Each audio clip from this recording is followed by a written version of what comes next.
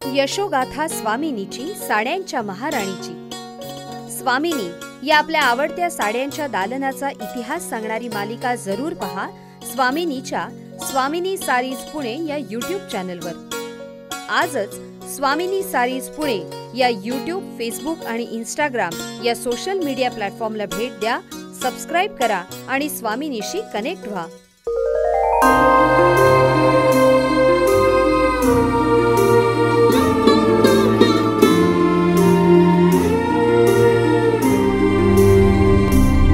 आनंदाश्रूंची साक्षीदार स्वामिनी, साड्यांची महाराणी स्वामिनी. श्रोतेहो नमस्कार. साड्यांची महाराणी स्वामिनीच्या यूट्यूब वाहिनीवर आपल्या सर्वांचं सहर्ष स्वागत. श्रोतेहो, आजपर्यंत आपण स्वामिनीचे मालक रियाजभाई शेख उर्फ आपले लाडके अब्बूजी यांच्याशी गप्पा मारत होतो. आज आपल्याशी गप्पा मारायला आले आहेत त्यांचे ज्येष्ठ चिरंजीव नावेदभाई शेख. नमस्कार नावेदभाई. नमस्ते ताई. नावेदभाई, अब्बूजींनी आम्हाला आत्तापर्यंतचा स्वामिनीचा प्रवास सांगितला. म्हणजे पार्टनरशिप संपून स्वतंत्र व्यवसायाला सुरुवात झाली, पण मग त्या दुकानाची जागा किंवा त्याचं समर्पक नाव आणि त्याचं ओपनिंग याविषयी आम्हाला सांगा की. मॅडम, सगळ्यात पहिलं तर हे सांगेल की अब्बूंनी जे पूर्ण ग्रंथ तुम्हाला जे सांगितलेले त्यांच्या आयुष्यातलं, म्हणजे अक्षरशः त्यांनी आपल्या जीवाचं रान करून हे सगळं त्यांनी इथपर्यंतची स्टेज आणली आहे. आणि आम्हाला तर सोपं होतं, कारण की ऑलरेडी जे एक म्हणे नाही की माशी जे असतात, म्हणजे मासा, हां, तर पाण्यामध्ये त्याच्या पोरांना पोहायला शिकवायची गरज पडत नाही. त्यांना कुठलेही असं स्विमिंग कोचिंग क्लासेस वगैरेची गरज पडत नाही. आणि तेच आमच्या बाबतीत झालं. बाहेर पडल्यानंतर पहिलं विजन हाच होता की आपल्याला नवीन व्यवसाय सुरू करायचा आहे. तर आम्ही दोघंही भाऊ जे आहे अब्बूंकडे आम्ही बसतो. अब्बूंना विचारलं, अब्बू आता ह्याच्या पुढे कसं जायचं? अब्बू म्हटले की बेटा बघा, हे आता पुढे इथपर्यंत मी आणलं आहे आणि मी राहणार तुमच्याबरोबर. तुम्ही असा अजिबात संकोच करू नका की मी तुमच्या खांद्यावर हे टाकेन. मी सदैव तुमच्याबरोबर असणार आहे. 3 वस्तू आपल्याला बघायचे आहेत, म्हणजे महत्त्वाचे आहेत नवीन व्यवसाय सुरू करायला.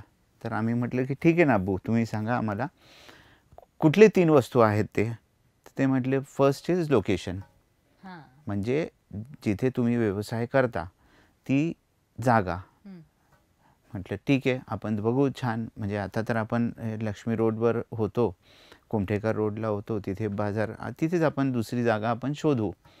मग म्हटलं अब्बू दुसरं काय? तर म्हटलं लोकेशन. म्हटलं दुसरं लोकेशन, ठीक आहे ना, तो झालं आहे. नाही म्हटलं की ते सेकंड ऑल्सो लोकेशन. बरं म्हटलं, एक उत्सुकता झाली काय, तर तिसरा काय असणार आहे? मग तिसरा विचारला, अब्बू तिसरा काय? काहीतरी वेगळं वाटलं, पण ते म्हटले लोकेशन. तर हे अब्बूंकडनं जे आम्ही जे शिकलो की नवीन व्यवसाय सुरू करायचा, आणि त्याच्या मागोमाग त्यांनी ह्याचा ब्रीफ पण आम्हाला केलं की बेटा आपण धंदा या मार्केटमध्ये केलं, आपल्याला सगळी जी ग्राहक मंडळी आहे किंवा व्यापारी आहे सगळे ओळखतात, संबंध भारताभराचे, आणि ते अप्रोच आपल्याला कुठे करणार तर मार्केटमध्ये करणार आहे. आणि आलेला ग्राहक जो आहे तो आपल्याकडे येणारा कुठे आहे, तो मार्केटमधनंच येणार आहे. तर सगळ्यात महत्त्वाच्या ह्या 3 वस्तू आहे की पहिलं जागा शोधताना लोकेशन, ह्या 3 वस्तू अँगल बघून की इझी टू अप्रोच, म्हणजे लोक आपल्याला शोधत फिरायला नको आहे, ते आपल्याला आपल्या जागावर बरोबर, म्हणजे न शोधता यायला पाहिजे. आणि दुसरं की जे व्यापारी आहे, जे इतके वर्षापासून मी संबंध जोडून ठेवले, तुमच्यापर्यंत आणले, त्या व्यापारी जे काश्मीरहून येतोय, कन्याकुमारी, कचबुज, वेस्ट बेंगॉल, कुठूनही आलं तर तो आपल्या जागेला अप्रोच करायला पाहिजे. तर हे त्यांच्या म्हणजे शिकवणमध्ये महत्त्वाची हीच वस्तू पाहिली की इझी टू अप्रोच, आणि म्हणजे आपल्याला कुणी इझी अप्रोच करू शकतो, आपण कुणालाही इझी अप्रोच करू शकतो. तर हे धंद्यामध्ये खूप मोठी वस्तू आहे की आपण ह्या पहिल्या प्रश्नाचं उत्तर तर हे झालं, जागा शोधायचं. दुसरा विषय आहे तुम्ही जे विचारलं मला की नाव कसं सुचवायचं. मग हे तर प्राईम होता, आणि नाव पण असं सुचवायचं तेव्हा काय झालं की रवींद्र मंकणी सर, त्यांचा खूप मोठा साथ राहिला आम्हाला पहिल्या दिवसापासून.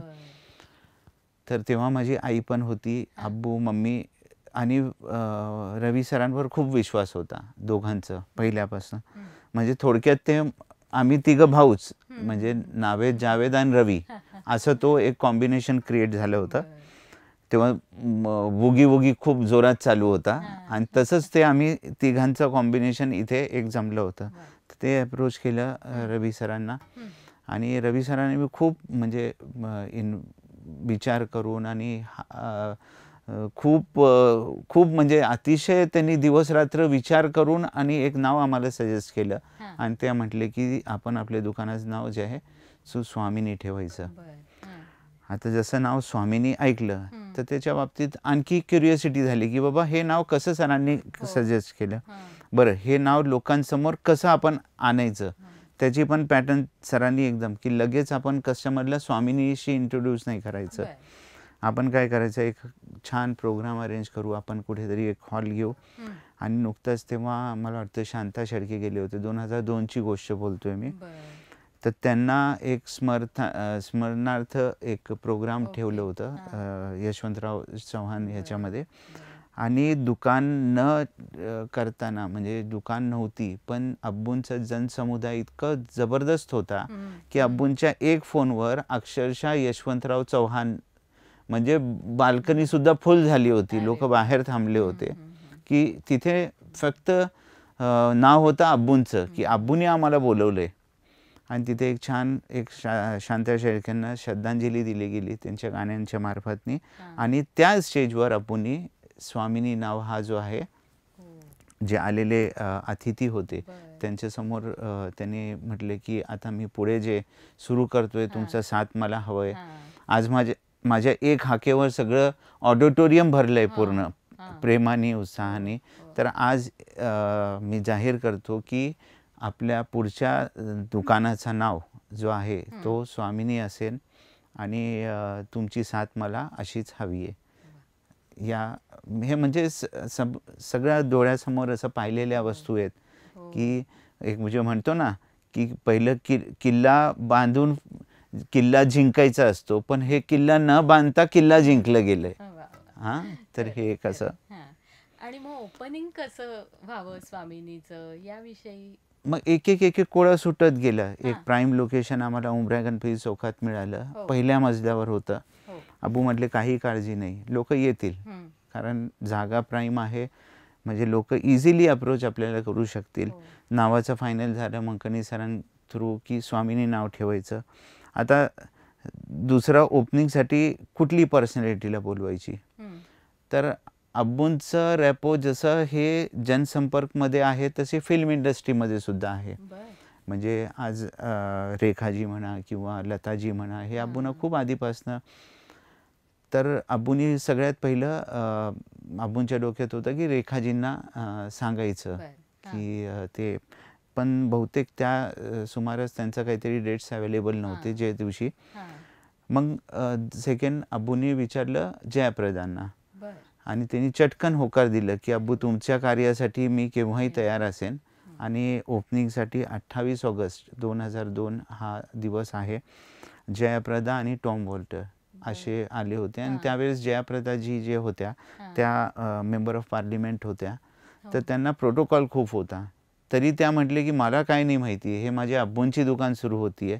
आज तुम्ही जुन्या क्लिपिंग जर पाहिलेत तर त्यांनी अक्षरशः जयाप्रदा तर साऊथचे आहेत, सगळ्यांना माहिती आहे, पण त्यांनी आपल्या ओपनिंगला मराठीमध्ये भाषण लिहून घेतलं होतं आणि मराठीमध्ये त्यांनी भाषण बोलले गेले आपल्याला. आणि त्याच्यात एक वाक्य जे सगळ्या पेपरमध्ये पण आलं होतं की हे माझं माहेर आहे, स्वामिनी माझं माहेर आहे आणि अब्बू माझे वडील आहेत. या उद्देशाने एक अशा रीतीने ही स्वामिनीची वाटचाल सुरू झाली. श्रोते हो, स्वामिनीची जीवनगाथा आपण यशोगाथा स्वामिनीची साड्यांच्या महाराणीची या कार्यक्रमातून अशीच ऐकत राहणार आहोत.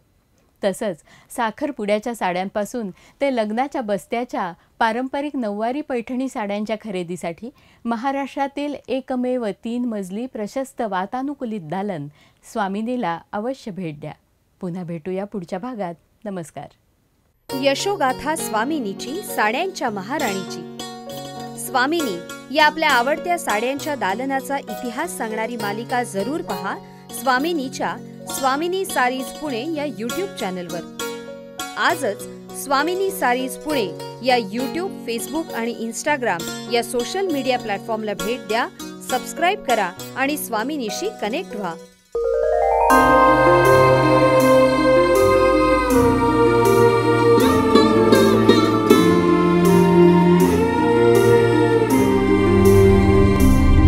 आनंदाश्रूंची साक्षीदार स्वामिनी, साड्यांची महाराणी स्वामिनी।